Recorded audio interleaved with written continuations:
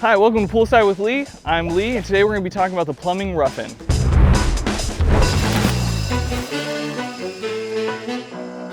So it's super important that you understand that our plumbing for our heads is a 2-inch and it needs to be a Schedule 40 PVC.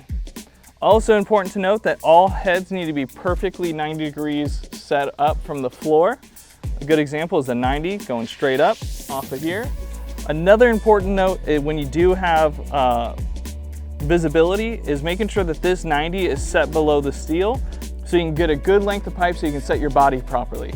Last note is make sure you have enough pipe to make sure you exceed 12 to 18 inches above the finished floor. Another helpful reminder is that because we have a cup type system with our body, you need to do an extra deep cutout in the shotcrete around the head. To ensure that you're going to have enough pipe to install the nozzle bodies properly, a good rule of thumb is to make sure when you're putting that 90 to stub the pipe up into the pool that it's below the grade. So when you're plumbing our pools together, not only is accuracy super critical, but also clearing out those lines of the shavings, gluing and priming both ends, and giving them a nice little quarter turn as you're installing. That's proper plumbing practices when you're plumbing pipes together. Looking at our plumbing layout and plans, it's super important to note to not change placement or adding or taking away of any heads before discussing it with us first. If you need to do that, reach out to us at PUL-products.com or our phone number below. It's important to note when you're looking at our measurements, especially off the wall, that's off the pool finish, so you'll have to add 6 inches for the measurement of the shotcrete. Just to reiterate, it is super important that you put the right zones to the right port on the 8-port valve when you're plumbing our pools.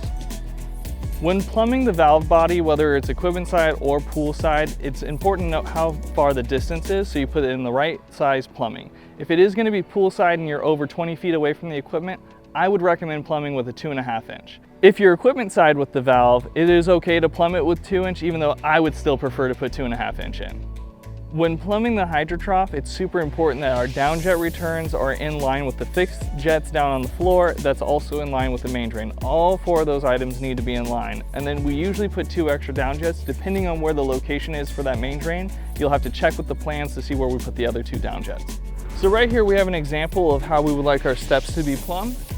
We have our top step here. Notice that it's sitting 6 to 9 inches off the steel in the back. That's to ensure you have enough room to put the 180 inside properly.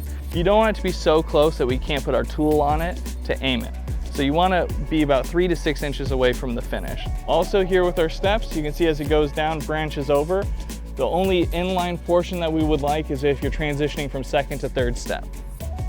It's super important to note on any spa or any raised body of water that you install a check valve on the line running to the spa to ensure that you don't have any draining into the pool from the spa.